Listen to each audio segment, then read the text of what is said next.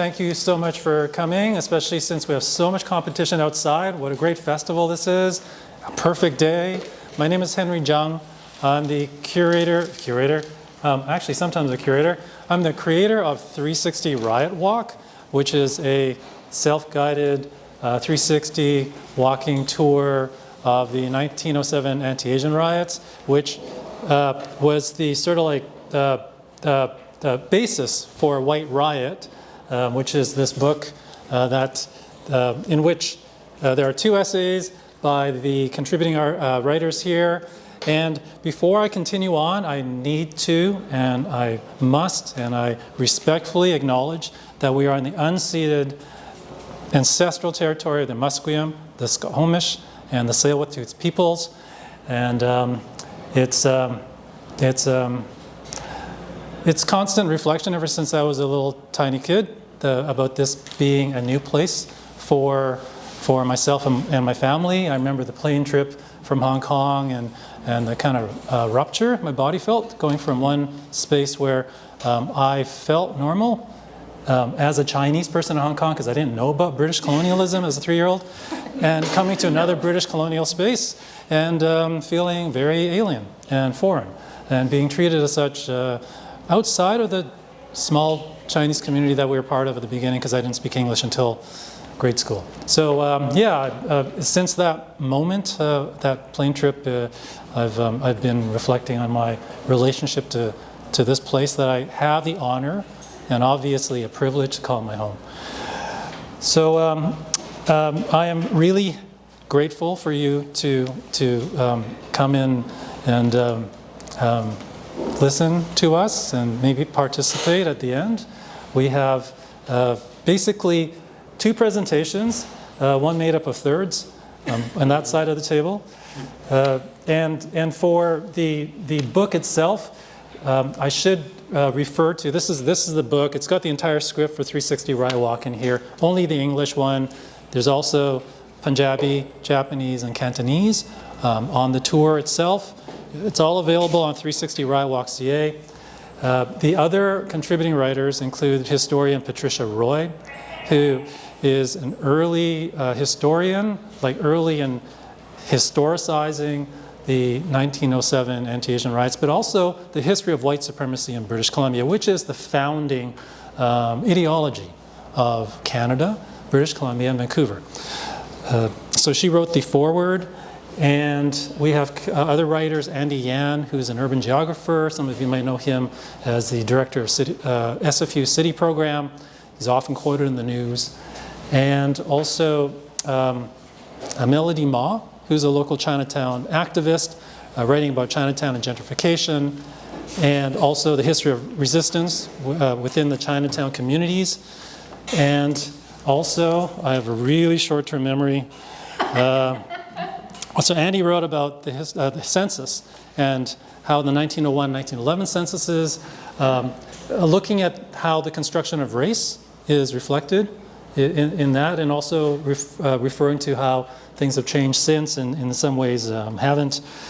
A piece by labor activists, the Asian Canadian Labor Alliance, Stephanie Fung, Anna Liu, Karina Ng, and Chris Ransarup, talking about racism from a labor perspective.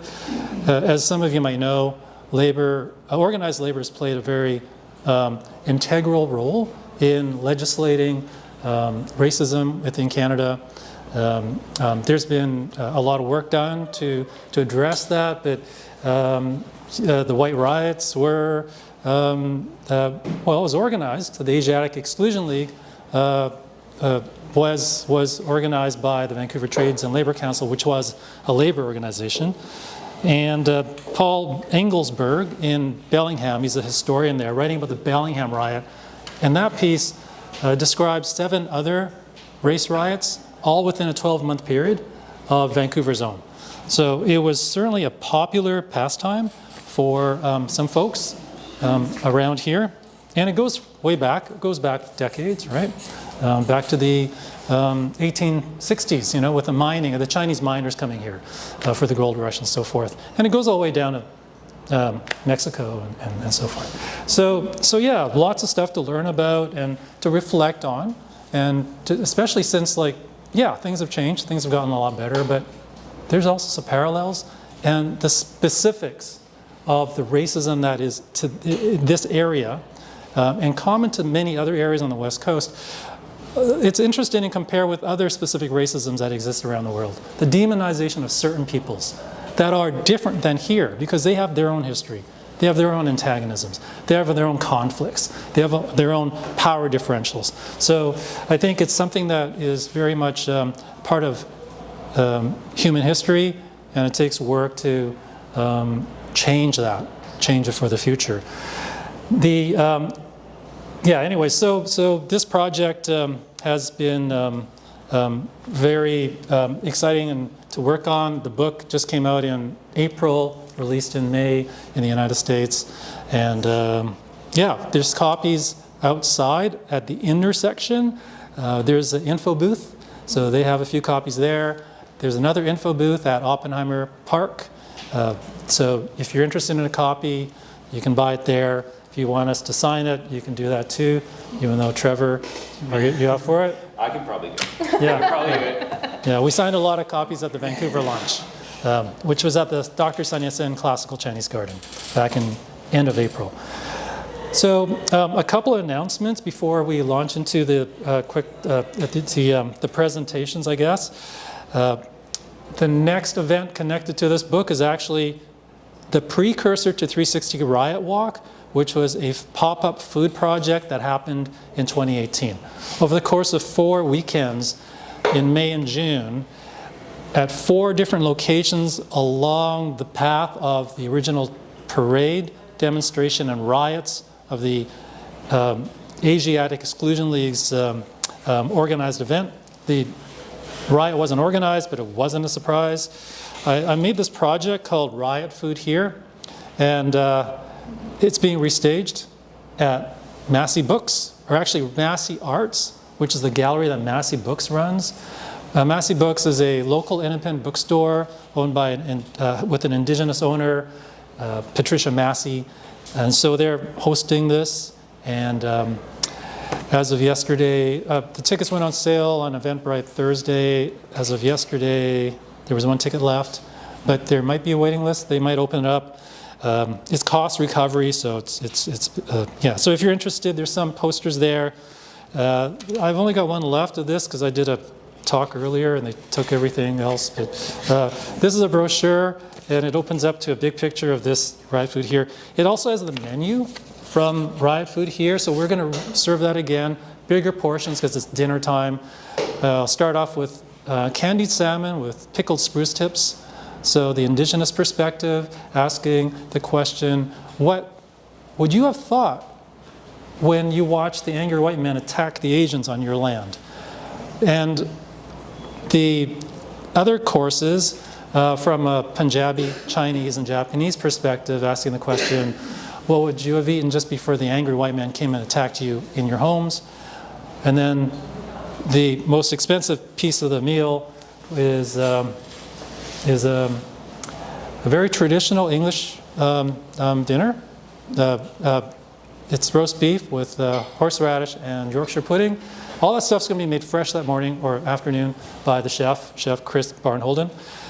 So yeah, that'll be September 7th, which is the anniversary of the riots, 116th anniversary. The event after that will be at Simon Fraser University, Woodward's, SFU, Van City Center for Community Engagement. We're going to be having a conversation with Andy Yan, who's written about the censuses, and Jack Chen, who's a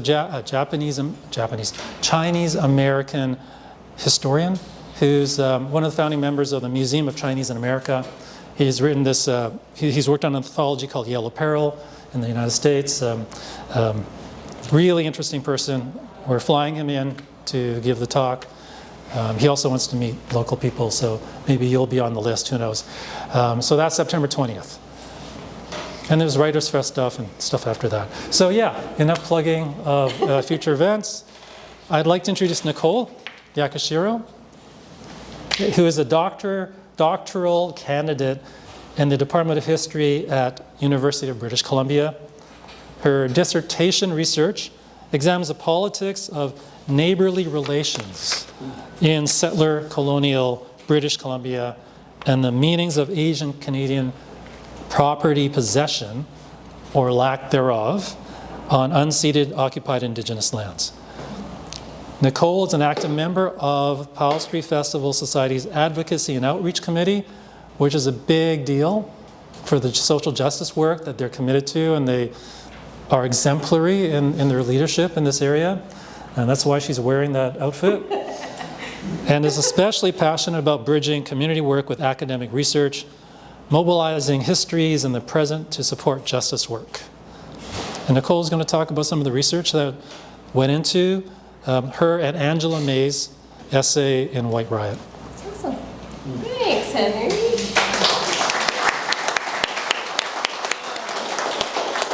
Hi, everyone. Thank you for that. And thank you, Henry, for the introduction. And I think I'm only going to talk for like five-ish minutes, right? Five-ish minutes.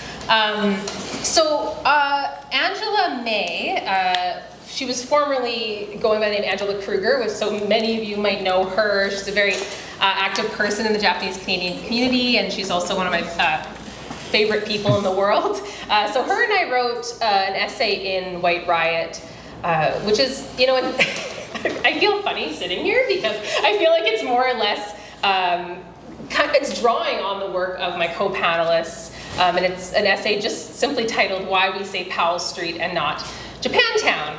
And really this emerged out of Angela and I both being on the Advocacy and Outreach Committee for the Powell Street Festival Society. And so as Henry alluded to, this is the committee that really talks about some of the struggles of trying to reclaim a place which is perpetually being targeted for gentrification, and the current residents of the Downtown Eastside are always being faced with the threat of displacement and further marginalization. And so as far as how I see my role in the Advocacy and Outreach Committee, as well as Angela, is to provide a voice to interrupt conversations about, you know, what does it mean to come back to this and come back to this space and kind of unilaterally take over?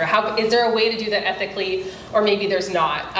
And so it's always kind of that negotiation and discussion happening at Powell Street Festival. And yeah, I think we all hope that that is reflected in the politics of the festival, but of course, there's a long way to go. So our essay really emerged from that because, and I'm sure y'all will talk about that a little bit more later, but we were going through some meetings about constantly, there's these meetings behind the scenes with the city and within the community about like, how do we commemorate the historic Japanese Canadian neighborhood in this place? And I'm a historian, and as a historian I approach commemoration through that lens, and I think about, you know, how do we also tell the histories of this place?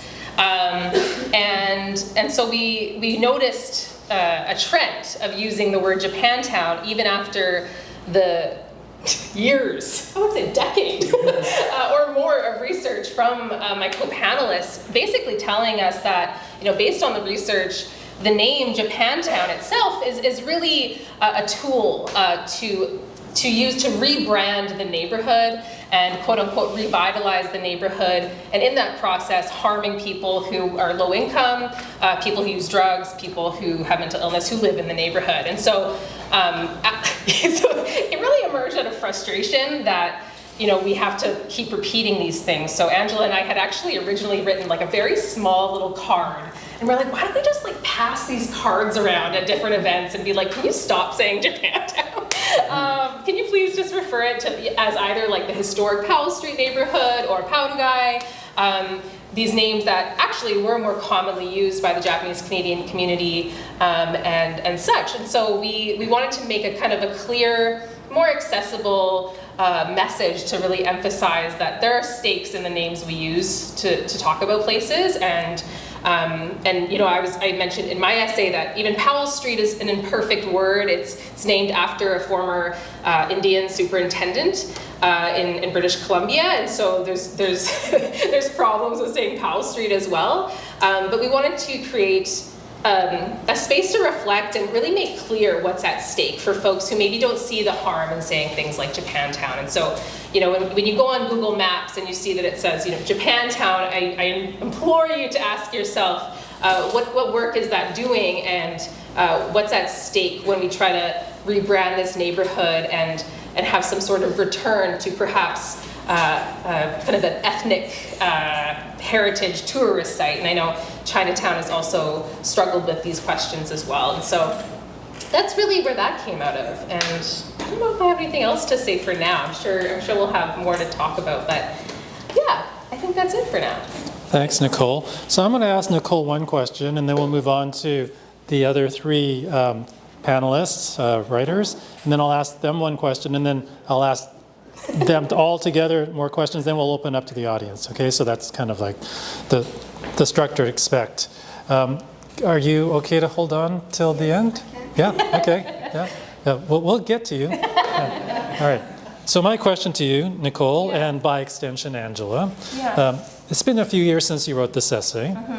And I've seen some departments since then in the city of Vancouver start to use Paurugai or Powell Street in their naming of this area. Not all departments, but some more than others. But I've also seen many Japanese Canadians who continue to use the word Japantown.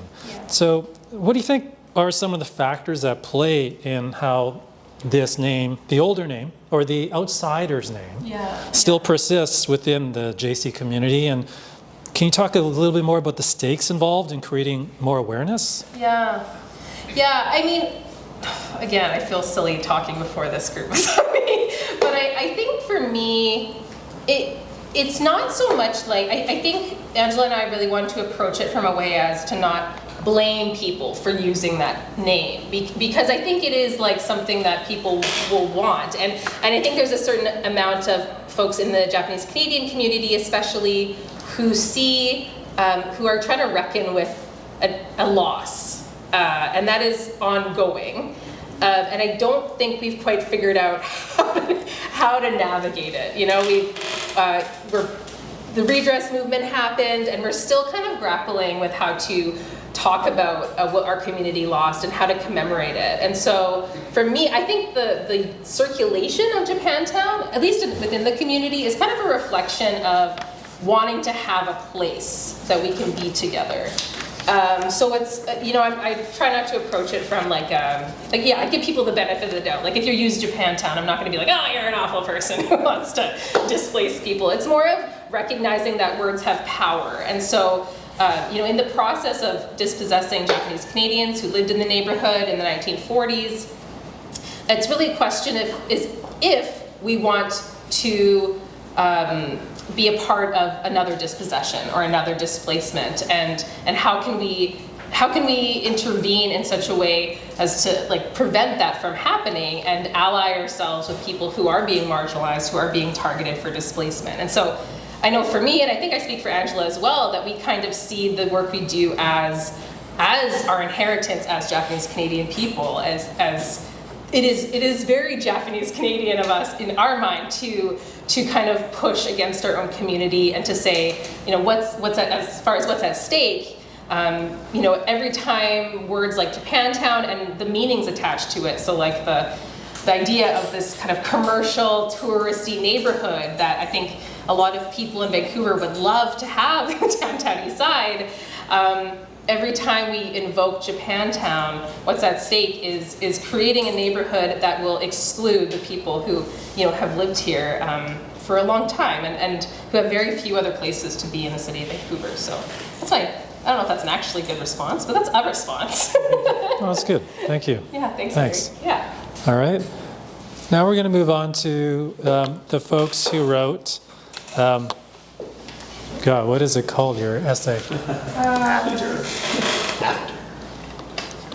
After. No. An urban rights praxis of remaining in Vancouver's Downtown Eastside. Yeah, obviously we didn't all do our homework. Okay. And we're going to start with Audrey, right? And then Jeff, and then Trevor, is that right? Sure. Okay. So I'll read their bios. Hey, Trevor. There should be a chair here. Oh, you got one there? Okay, good. So Audrey Kobayashi is a distinguished professor emerita in the Department of Geography and Planning at Queen's University in Kingston. She has published extensively in the areas of human rights and activism, anti-racism, immigration, human geography theories, and the historical geographies of Japanese Canadian communities. Audrey. Thank you. Thank you very much for that, Nicole, and thank you, Henry, for spearheading this wonderful project. And if there's anyone here who hasn't actually seen the book physically, we can't even begin to do justice to what Henry has done to the pictures, which evoke an amazing and disturbing history. And that's what we're going to talk about. For the past 10 years, we have been involved with the Right to Remain Collaborative, doing a variety of things, and I'm not going to say very much more. Jeff might, about the issues around housing, rights, and health in the Downtown Eastside. And I'm the past on this panel, so I'm going to talk mostly about the past. Actually, just a little side note, in 1977, I was a graduate student at the University of British Columbia, and I attended the very first Powell Street Festival. Did anyone else here? Yeah, you too. Anyone else? Oh, there's Lily. Yeah. Yeah, a very, very few. And that's really where I remember getting together at Aki's on Powell Street, the restaurant, and the redress movement was being talked about, sort of thrown around, but it really took off in 1977, and of course we achieved it more or less in 1988. So I won't say any more about that, but I want to go back to 1907 just for a few minutes. 1885, there was one Japanese immigrant working at the Hastings sawmill. And that number grew from one in 1885 to 1907, where the Japanese immigrants were the largest single ethnic group at Hastings sawmill and in most of the sawmills all around Vancouver, along Falls Creek and Burrard Inlet and even south of that. And it's a long and complicated history that I'm not going to talk about at all. I'm just going to say a little bit about Powell Guy. This is Alexander Street, of course, and Japanese immigrant work gangs organized by what they called a boss, or a boss, would write contracts and work for less, of course, than the white workers at Hastings and other sawmills. Hastings was the first one, and if you're not familiar already, if you go out onto Alexander Street after this and look beyond the tents, you'll see two houses that are left from those days, and they are built of wood that came from the Hastings sawmill. And some of you have heard me going on and on about the wood, so I won't do that anymore. And they started out on Alexander Street, moved up to Powell Street, and what is very distinctive about their way of living, among other cultural practices, is the fact that they took over the little 1.5-story white picket fenced houses that were rapidly being vacated by white flight, which is different from White Riot, as Asians moved in. And they transformed those houses, and you can still see a few of them around now. They're called nagaya, the houses that they built around these little 1.5 stories, or long houses. And they built on the front, covered up the little lawns to the street, and they built in the back into the alleys, and they had little passageways between the houses. And these were boarding houses that held mainly single men who were working in the sawmills, as well as the earliest merchants and services of all kinds that were required for a community that was very enclosed, self-sufficient, and of course shunned by the white people in the rest of the city. And of course that's just a little bit north of where Chinese Canadians had settled along Kiefer first and then Pender Streets, and had similar institutional completeness. Both of them initially male societies, and women started coming to the Japanese Canadian, had become the Japanese Canadian community before, they started coming to the Chinese Canadian community. So the reason I mention this is that by the 1920s and into the 30s, this was a fairly large community. There were 4,000 to 5,000 in this immediate area and about 8,000 throughout Vancouver. And in the 1920s, as a result of becoming a little more affluent, they began to build purpose-built boarding houses. Now, the most extravagant of these was the World Hotel, which is still there, but there were many more, all the way along Powell, some on Alexander, Cordova, and up Main Street for many blocks, as well as, and this isn't well known, along Kiefer Street, which is usually thought of as a place of Chinese immigration. And these buildings are remaining, many of them are remaining, and they are today's SROs. And so what is particularly important is that today's SROs were purpose-built for single male occupancy, and many of the SROs that exist today are still single male, as well as, but much less so, single female occupancy.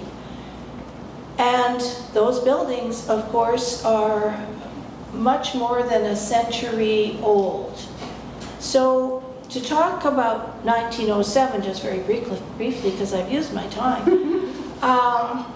when those angry white men came along Pender and down, and Henry's mapped it so you can see it in the book, and along Powell Street, there are all sorts of apocryphal stories about how they came out with samurai swords, and that's all nonsense. In fact, they were pretty drunk, and they didn't do quite as much damage here because a lot of them passed out. But they broke a lot of windows. They did a lot of damage, and the following year, there was a royal commission that found that the hooligans were in the wrong. They shouldn't have been doing this, but the problem was too many Asian faces on Vancouver streets. And so the government at the time, under Laurier, undertook to try to reduce the number of Asians on Vancouver streets, and that's another story that is ongoing into the 1920s. And then, of course, by 1940, when these streets around where we are now, and in this building, the Japanese language school, were fully occupied and very vibrant, and Japanese Canadians were uprooted, dispossessed, and incarcerated and interned, never to return in any numbers. And that story, I assume, is well known to most of the people in this room, and it's one of the reasons that we have the Powell Street Festival today as a kind of homecoming, but it is so much more than that. And there I'll stop.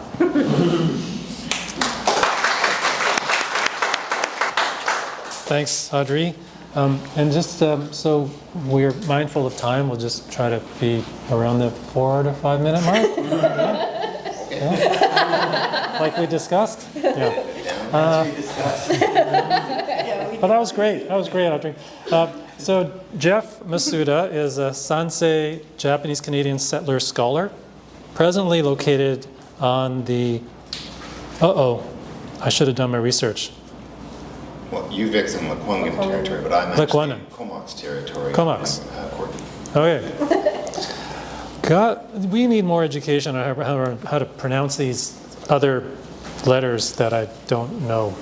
Like I mean, like, we keep on putting these place names up in Skomish and Hunkaminam, and there's no other information on how to read it out loud. So it's kind of lip service that we can't even lip. So we really need to work on that part of, if we're gonna not be able to say the name, it's not a name, right? We gotta be able to, it's gotta be functional. Anyways. Okay, so he's at UVic. And he's a founding member of the Right to Remain Research Collective, which all three of you are, working to support the grassroots tenant movement in Vancouver's Downtown Eastside. Jeff is a professor of public health and social policy and a human geographer by training. Jeff. All right, I got 4 minutes, so I got a lot of thoughts up here that I'm just going to put a few out there, and maybe the rest will come out as the dialogue progresses. This is a bit of a weird feeling for me. I've been teaching online through the pandemic and since, and I kind of feel like I'm in one of those dreams, right, where I'm teaching a seminar, and I know that no one's actually done the readings. But that's okay, right? It's okay, because we'll just make it up as we go along.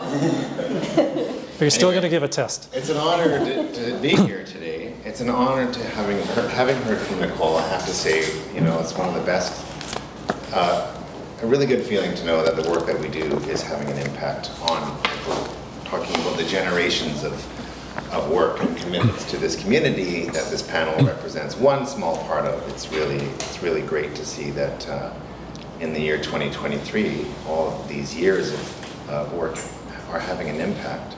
I also really appreciate sitting beside my good friend and mentor, Audrey Kobayashi. I cannot compare to Audrey's historical knowledge, but I appreciate it so much because every time she speaks, it takes me on a trip down memory lane of memories that I never got to inherit.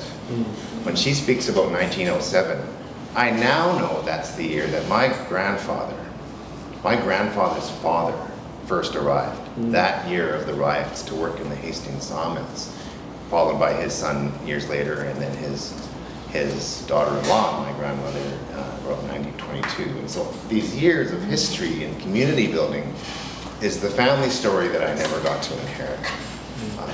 And so it's always so, I don't know, it's just so powerful for me to be here, to be mentored by the past and the future, and to continue to do this work.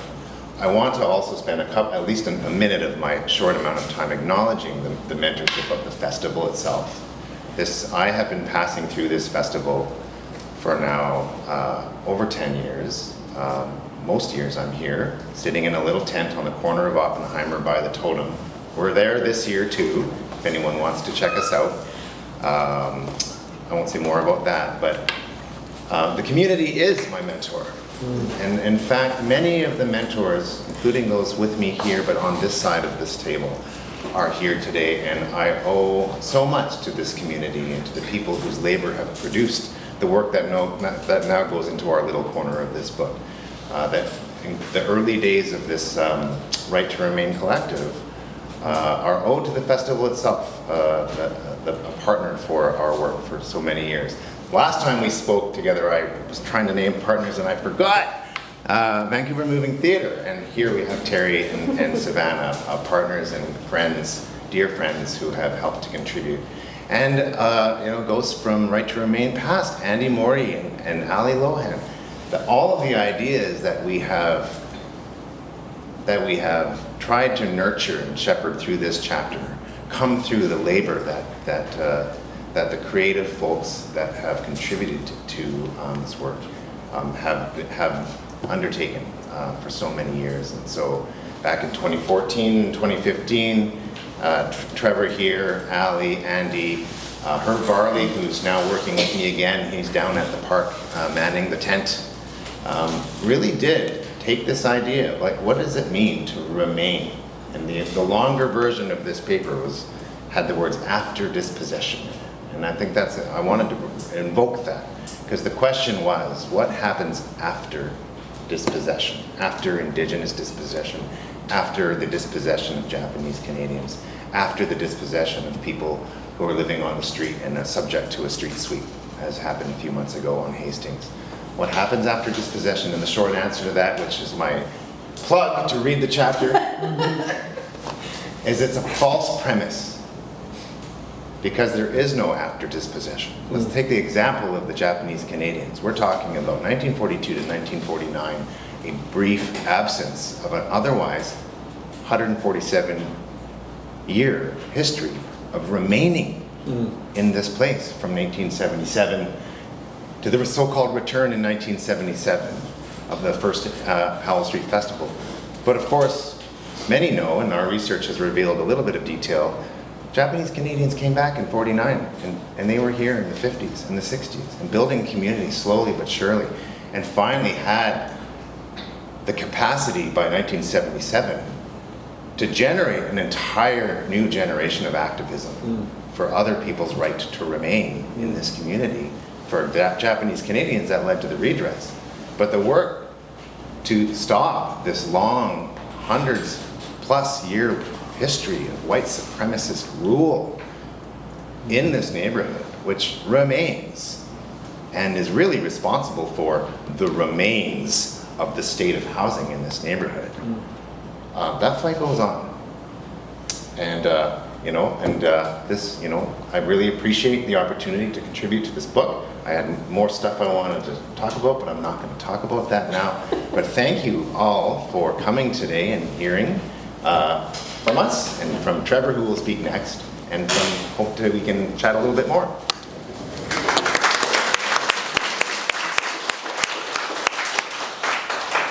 Thanks, Jeff. So this here is Trevor Wideman, and he's a postdoctoral fellow at the Center for Criminology and Socio-Legal Studies at the University of Toronto. Previously a research assistant with the Center for Environmental Health Equity, his current work seeks to understand how urban planning mediates the politics of private property and how unconventional conceptions of land use might arise to reallocate power in the city. Trevor. Hey everybody. I'm Trevor. Honored to be sitting on this panel with my master supervisors and with Nicole. And Nicole and Angela's piece really picks up on our work in such a good way, and I'm really honored to have it in this book next to our piece too. It's so. Powell Street Festival is an important space for me, and I think my few minutes I'll just reflect on some of the work that happened during the 2014 Powell Street Festival, which was a really important time for both our project and for the, I think for the festival as well. So we were running arts workshops in the neighborhood that year. Myself, Andy Mori, Ali Lohan, who are here, Herb Varley, Karen Ward as well. And we had been doing these workshops at different places in the neighborhood, and I remember when we were doing a workshop at Vandu making dioramas, and we heard the announcement that the Powell Street Festival was going to not displace the tent city that had been set up in Oppenheimer Park that summer, that they had decided that they were going to move the festival to the streets surrounding it, surrounding the park, and we found it like a very moving day because it was, and everybody there was moved because it was this sort of incredible act of solidarity between the festival and the community. And so we decided, and I believe it was Ali's idea, but correct me if I'm wrong, Ali, we were going to have this booth at Powell Street Festival where we had these postcards, and we had people from the community writing postcards to the Japanese Canadian community, and people that were attending the festival writing postcards to the people in the tent city. And so as people were engaging with the booth, they were reading the messages that were being, messages of solidarity that were being sent back and forth. And it was an incredible time. Those postcards still exist somewhere, possibly at the Nikkei Museum. But a lot of that work really informed the work that you will read in this book, and the longer the longer article that came out of that, the whole project of Right to Remain. I'm not going to go too far into that, but I just wanted to say that, like, I wanted to just reflect on that moment, because I think it was, for me, it was a huge moment in shaping the writing in this piece, but then also just a huge moment for me personally as a participatory, community-based researcher, and the work that I continue to do today, and that we all continue to do today. So that's probably more than 4 minutes, but yeah. Thanks.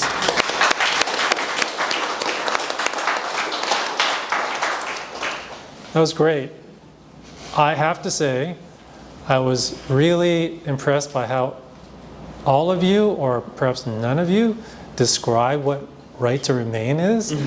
And I was wondering if some of you could, or one of you could start and see if anyone else wants to fill in the gaps. Let me tell you what the right to remain is. Okay. There were four claims. One of them is material remaining, existential remaining, cultural remaining, and political remaining. And all those claims to remaining in the community all come out of these, years of research, interviews with folks in the neighborhood, the insights that came out of the arts workshops, and I'll let you all continue on that, but the project was not originally called The Right to Remain. The project itself became The Right to Remain through this work. And it was originally called Revitalizing Japantown, ? And Audrey really, really hated that title, which is why it probably became The Right to Remain. But yeah, if you all want to expand on that, that'd be great.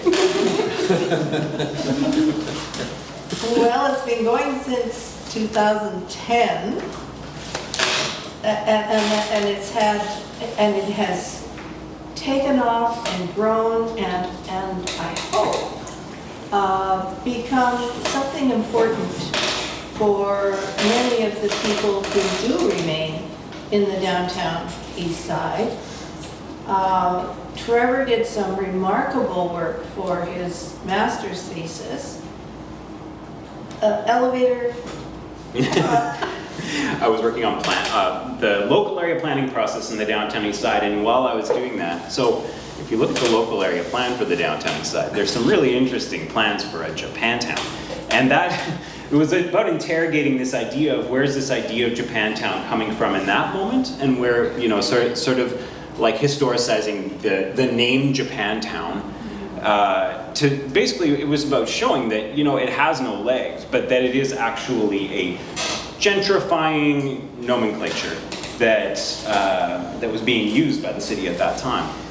And I've heard from planners since that there is a bit of a moratorium in the planning department on the word Japantown, so keep it up. Yeah, but anyway, I don't have a full elevator pitch, but it was looking at the naming in the neighborhood and basically making a claim for the Downtown Eastside as a term of remaining. I think maybe I'll just add one or two things. It's been a challenging nomenclature, I must say, over the years. Anytime you try to have the conversation about what do you mean by the right to remain with anybody from outside the neighborhood, you end up down this kind of cone-headed intellectual wall. What do you mean by human rights? And rights, this, that, and the other thing.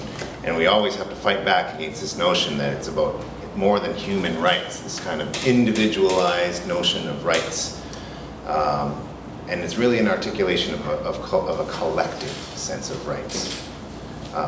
That's it. Whenever we have this conversation inside of the community, and we've had many conversations over the years and focusing on SRO, working with SRO tenants for their right to remain, it comes off the tongue very easily.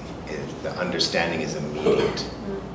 And it's because, in part, many of us live very individualized, atomized, nuclear familyized kind of lifestyles. And it's hard to imagine life in a collective sense. That's not so hard when you live in a collective kind of way of life, as many people do in this community. An analogy that I would use is swimming in a river, which I do a lot now that I live on the island in Courtenay. the right to remain, these 4 dimensions it's not rocket science. It's what are the things that we need in order to live a full life? We need material infrastructure, homes and things and resources. We need connectedness to our culture. We need a sense of who we are and where we come from.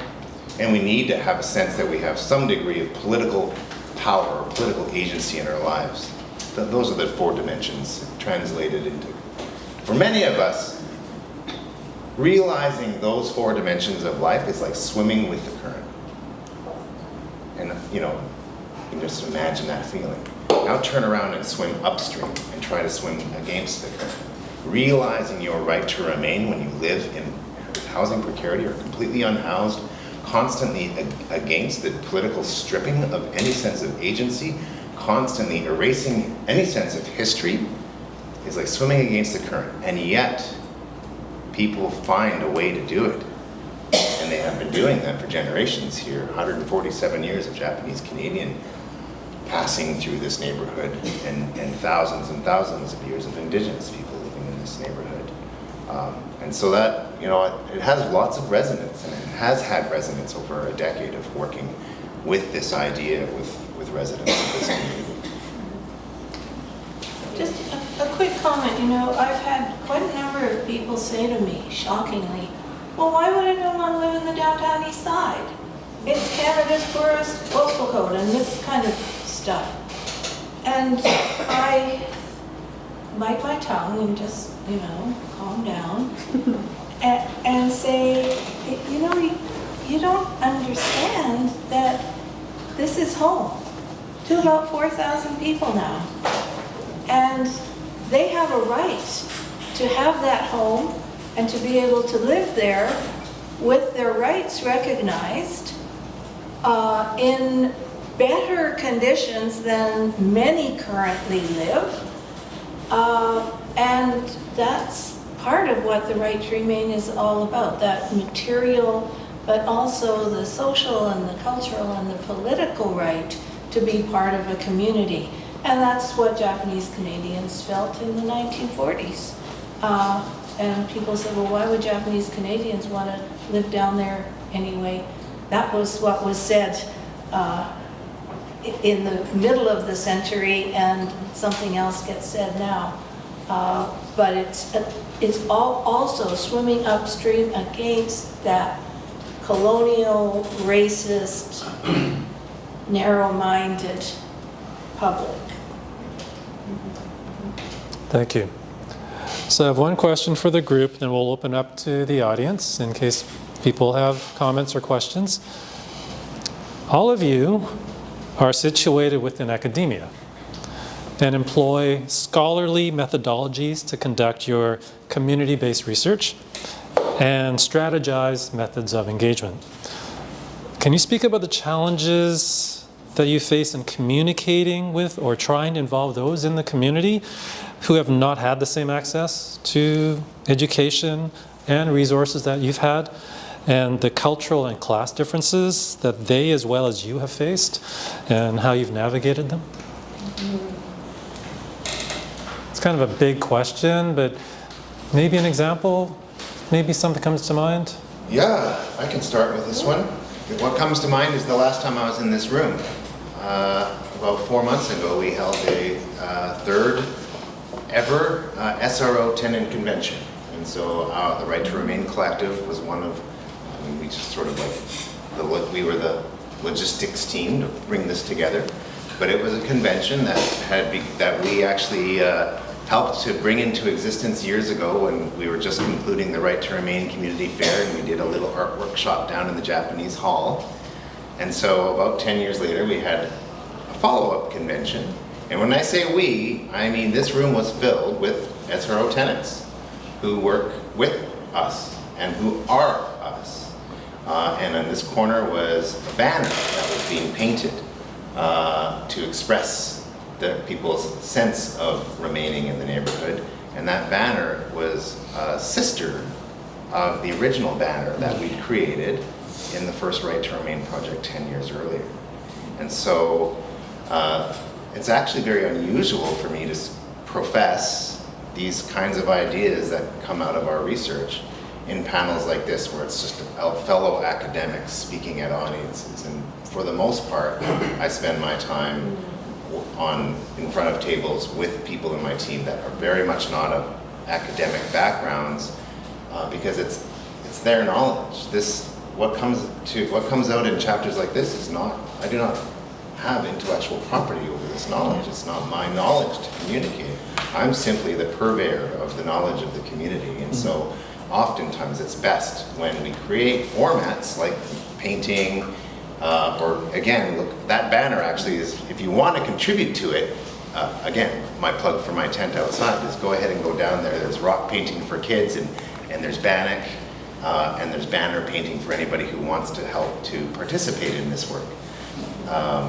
And so, yeah, I actually struggle the most when I'm trying to translate what is local knowledge into words that are intelligible to my fellow academics. That's the hard part. Because when you do that, when you write, this chapter is great because you forced us to take what was a pointy-headed academic article and translate it back into something that was more understandable. And so that's maybe my meandering response to that question is depends on who's speaking. Yeah. I can reflect a little bit. The first panel I remember ever doing about this sort of topic was at the Nikkei National Museum after our first Revitalizing Japantown exhibit opening. And I remember making this very off the cuff, but also feeling quite bold. I didn't want to be a community-based researcher. That was what I had said. Because when I first started, I was this fresh-faced kid from Winnipeg that was Jeff had asked me to come onto this project in the Downtown Eastside. I'm like, what do I have to give to anything here? This was my, and I remember being afraid, will I be welcomed into this community and things like that? And I realized that community-based research has become completely part of my life. And at that time it had as well, but I just remember feeling that fear, of coming to the Downtown Eastside just because I didn't think that it was my place to be here. And being so welcomed by everybody and how honored I continue to feel to be welcomed by the community. But anyways, working with the community was a process of improvisation. And it continues to be. I think that in meeting people where they are at and translating words in a good way, writing academic pieces, the things that we're supposed to do as academics. It's an improvisation, but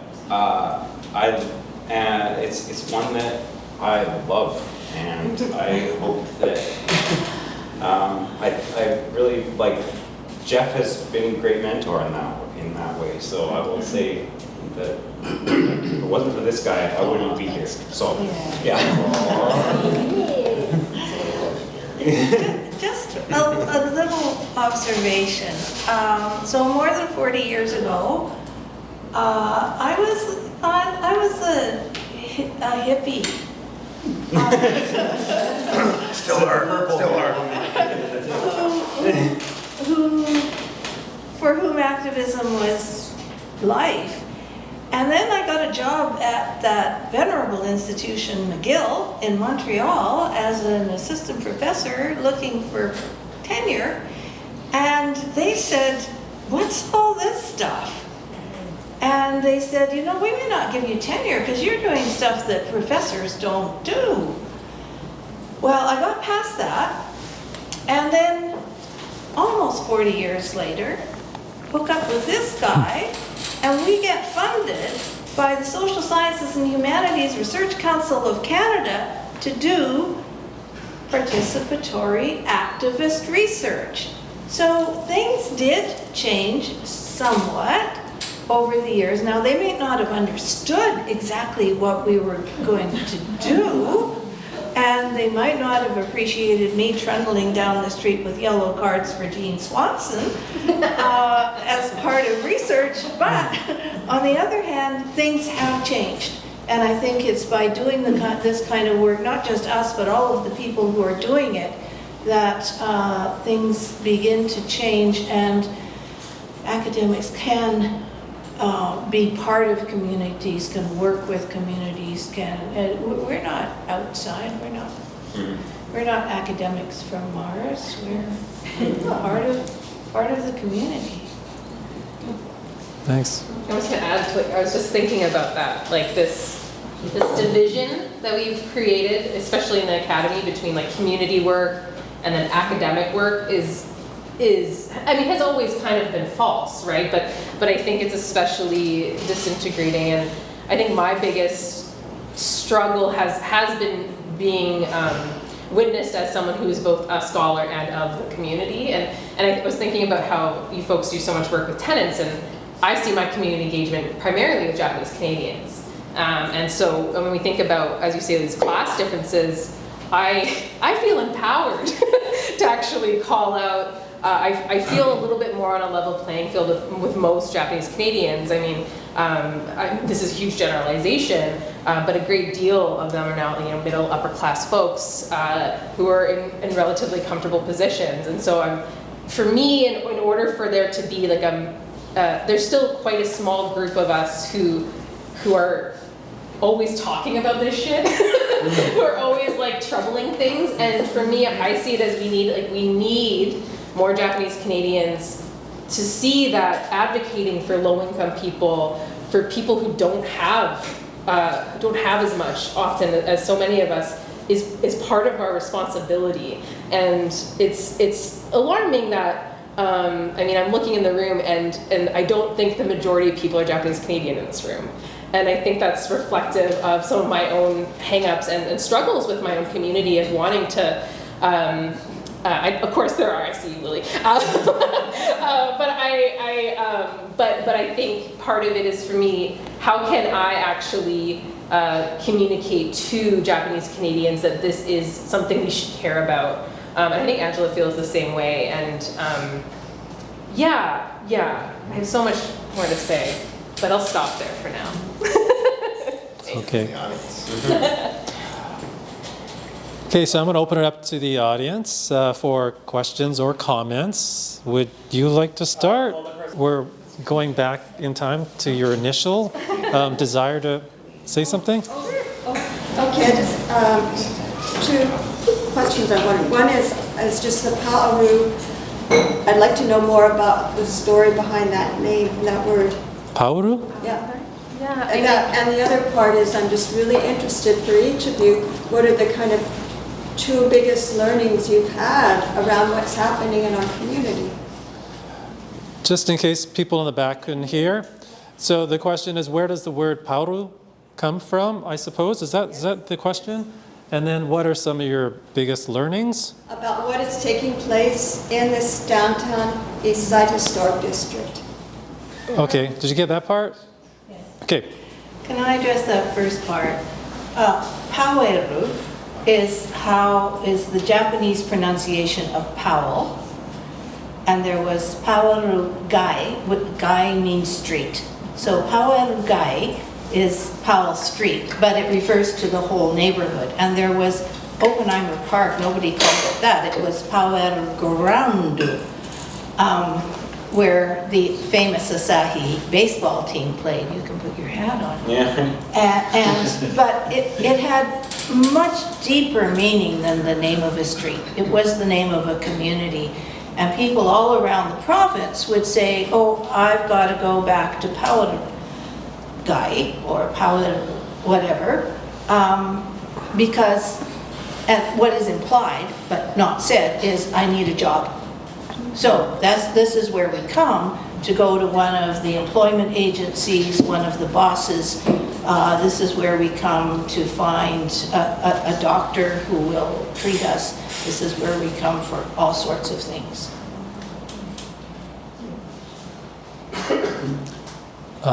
Is that okay? Yeah. Second part. It's the second part? The second part's big. It's really big. The second part is big. It's really big. Over to you. Okay. Over to this half. Yeah. One sentence Maybe we can take a few more questions, and then if we need to talk about our Yeah. general learnings, that would Yeah, be that would be good. Okay. Akira, Well, I mean, were you gonna answer, so, sorry, that question that. we'll save it maybe, yeah.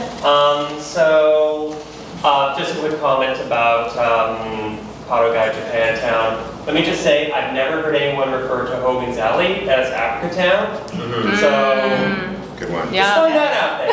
Anyway, but also, I want to say how much I appreciate you calling it White Riot, because my history books from out tonight said Asian Riot, and no. White people made the riot. This is what you did to us. Yeah. And I've had so many people who are around me who are white, who I go to these functions to. It's like, oh, I didn't know about this, and they're very old. Let me put it that way.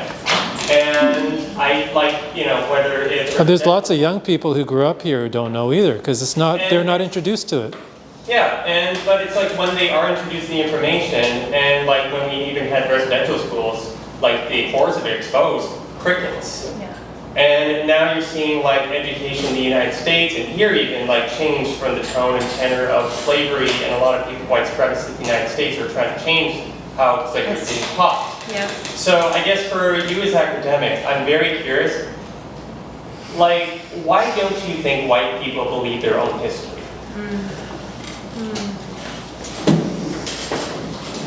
I mean, I can definitely see. Thanks, Akira.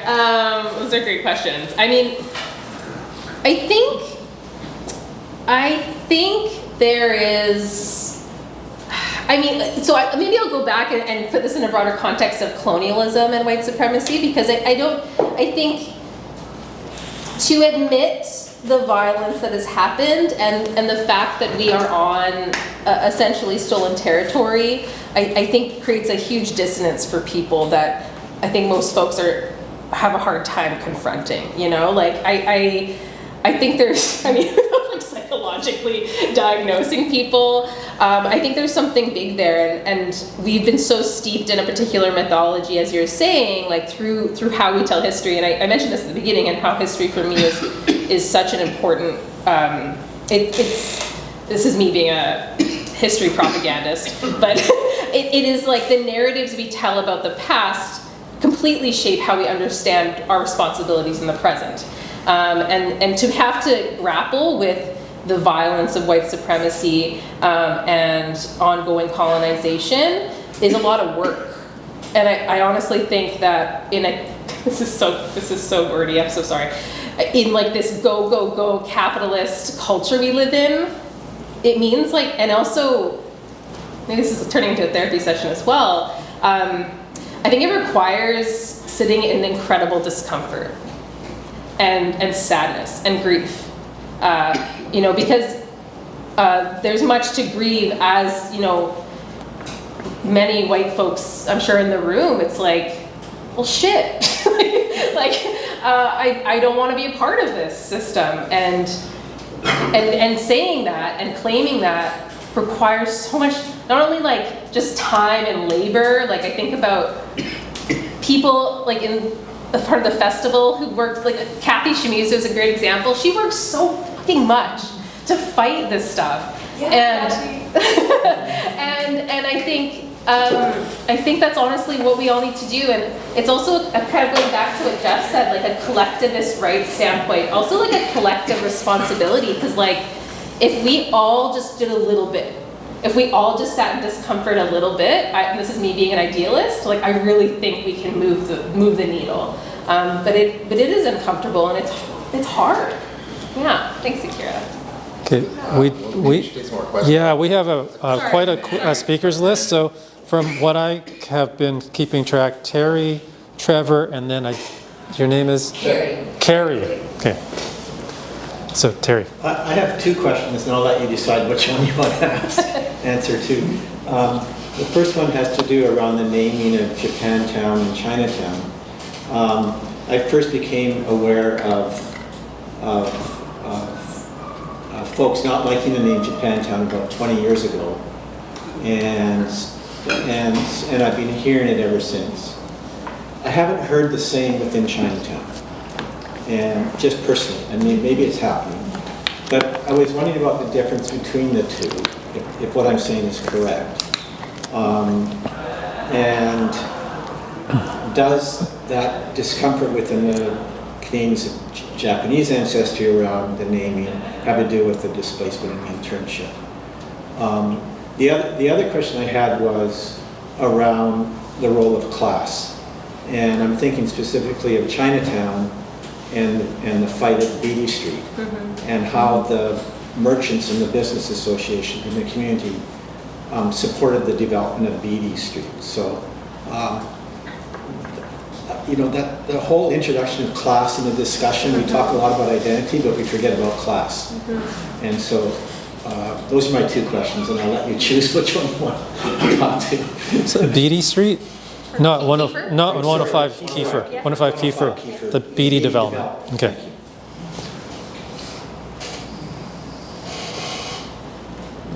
Which one to choose? Well, Or both. I can't speak for, I'm not the expert. These are the experts on the whole Japantown and the naming and stuff like the politics of naming, but I have to say, like, it's not the comparison, there's no comparison to be made.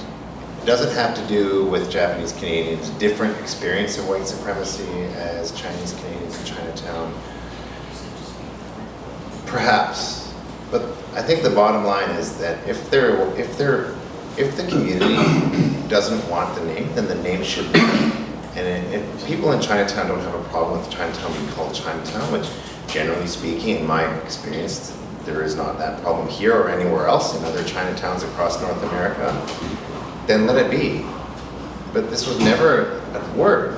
There was no history to the word. The history, in fact, there's plenty of history of nomenclature for the Japanese who lived on Powell Street, right? Japtown and whatever. And so what does it matter if the community, if there's a consensus within the community that opposes that terminology, then we should just dispense with it. It's as simple as that, I think.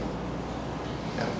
In the 1970s, there was actually a kind of hope among some Japanese Canadian business people that they could be part of creating a Japantown that would be like Chinatown, and that never happened.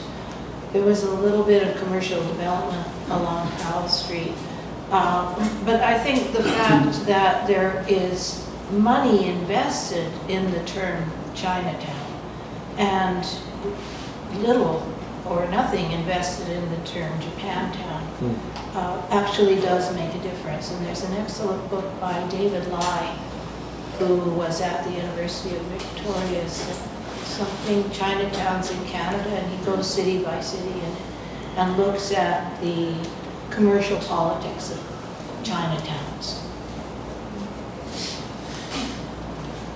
I'll just quickly, I don't want to talk too long, I want to get to other questions, but the question of class, I think you're completely right. I think exactly what you're talking about, like the Kiefer recently is a huge example of these divisions within community. And so I also think the ultimate dehumanization of a people or group or race is when you can't be complex.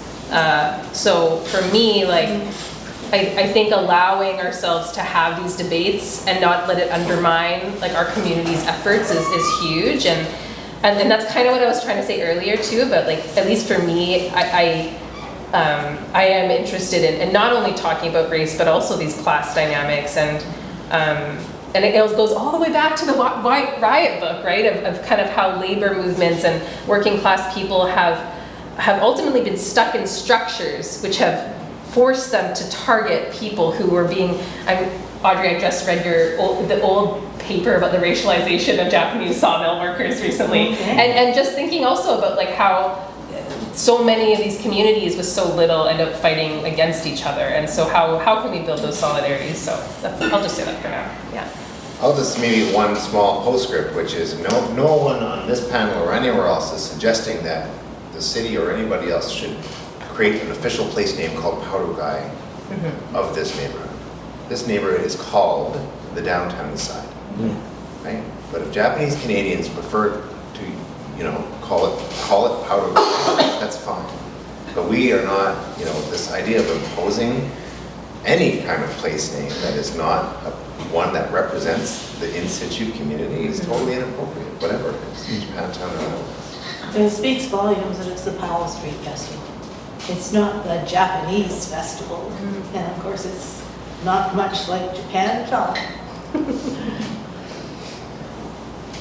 Trevor, you want to add? No, I'm good. Okay, all right. Trevor, the other Trevor.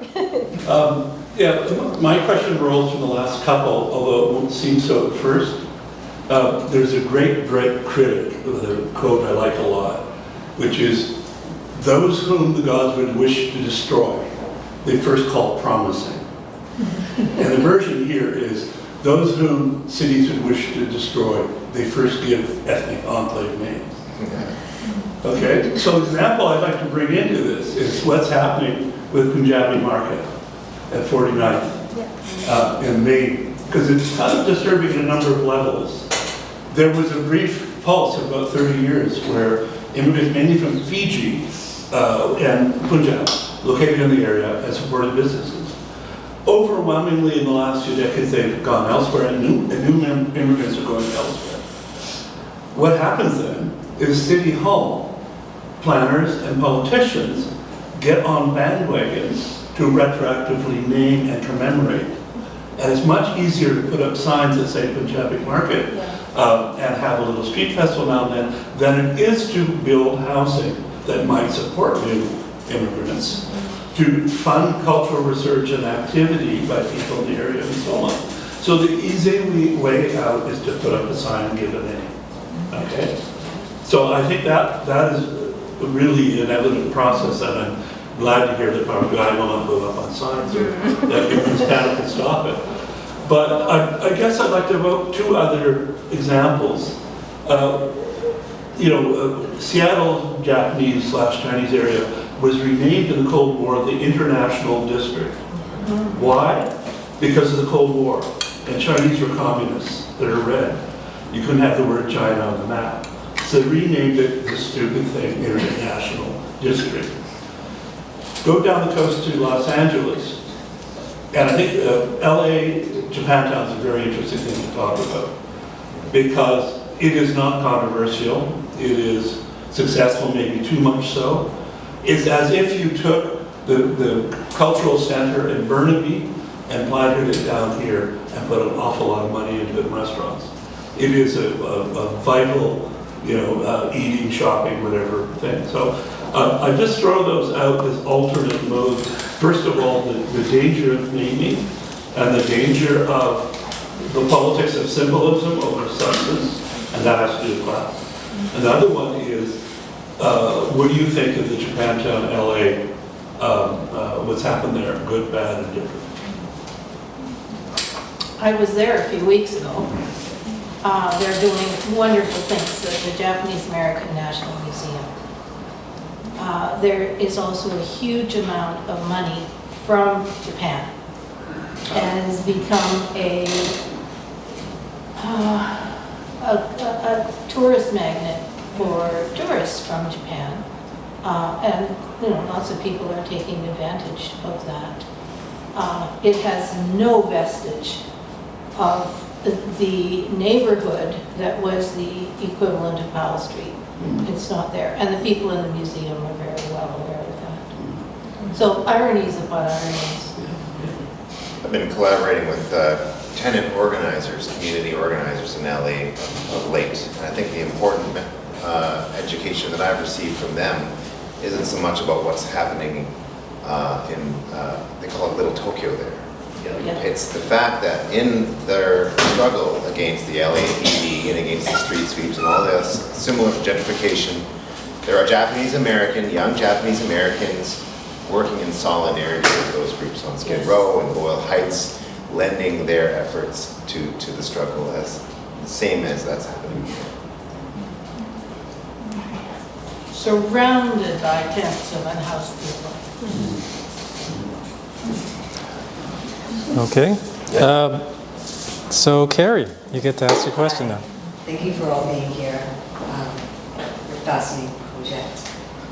I'm working on a project of my own. I'm writing a book titled the goddess and the magic mirror, the power of you and I, and the story of us. It's an eco-feminist book, but it's also about social justice.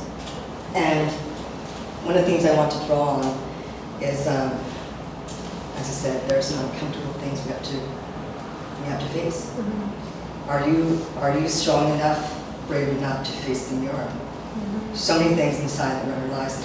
The trauma that is ongoing throughout history, personal histories. Mm-hmm. This is what we're going through right now, and this is actually it's awful. There's a lot of grief, but it is also transformative. I have a lot of hope for this, for a better world. But first, we have to sit with the discomfort and look at ourselves. That is what the self-reflection is so important at this time, and to remember our history. The unfettered truth that should never be erased. There should never be any revisionist history. The facts stand on their own. We must always remember that, because I'm very concerned about what's happening in the States right now. The ongoing cultural war, so-called cultural war, in my opinion, is a genocide, is cultural genocide. It annihilates everything. It denies the reality of the lived experience of so many people that causes even more drama and trauma. I want you to put that out, that we cannot let that happen here. And I'm very glad that you're all doing this. Thank you. One more, two more comments. We'll try to be really quick. Blue Jays fan? Yeah, I actually come from Toronto. Thank you for your teachings and about neighboring and being good neighbors, better neighbors. My question, well, I'm interested in Powell Street Festival's history, and I'm actually collecting history as a member of the Powell Street Festival at the Buddhist Temple. Just a little plug, sorry. So going by, and I was wondering how, for you folks, what ways have Powell Street Festival impacted or shaped your work in activism or community or academia or as Japanese Canadians? Yeah. I'll try to say something small without getting too emotional. Powell Street Festival remains the only place that I still involve myself with community. And that's not to say like other community organizations for Japanese Canadians aren't really rich and valuable for folks, but I think for me there's a pulse. Going back to what Audrey said about it being called Powell Street Festival rather than like the Japanese Cultural Festival, even though it's like the subtitle. For me, it helps to envision a future where it's not hinging on like this kind of pure ethnic group, you know, like where we can ally ourselves with people in the neighborhood, and I think that folks like Mayu and I think I saw Connie Kadeva and people who started the festival, they're like the Sansei generation who really came together and were like, and were borrowing like and visiting Black Power rallies in the States and being inspired by these really radical ideas. For me, it's like, okay, I have somewhere to ground myself when I feel a little bit uneasy with maybe the politics of some of the other kind of more formal organizations. So I love the flexibility and the reflexivity, as kind of Carrie was saying, of Powell Street Festival. So yeah, that's for me. I think I reflected on it pretty, like when I was talking about the 2014 Powell Street Festival, that's the main sort of my touchstone in terms of like what this festival means in terms of connecting between the Downtown Eastside community and the Japanese Canadian community who visits, who is here but also visits this one big weekend every year as well. And I see it as an event and an organization. Oh, all right.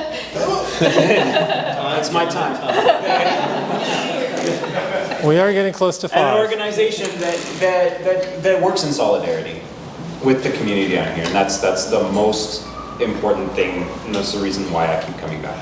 Yeah. There was one more question. Yeah, it was just a comment. You talked about the reconciliation and history being erased. Right in the sort of Cold Note version, one time the president of Germany was visiting Israel, and he visited. They decided to give us a state concert with the Jerusalem Symphony. The Jerusalem Symphony, unannounced on an encore piece, started playing Wagner. And of course, there was a huge chorus of boos from some parts of the audience. Right? So if you want to do the spade work, you want to do the hard work of reconciliation, be prepared to be booed at. Don't expect it. Yeah. Okay? Just expect it, accept it, Yeah. but carry on. We've been there. Yeah. I have one comment Okay. to Trevor. I was just wondering what people think of Housing Town. What?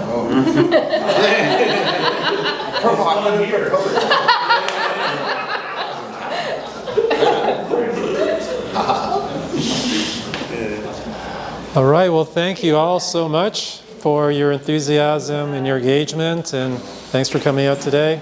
We'll see you around. Thank you. Thank you.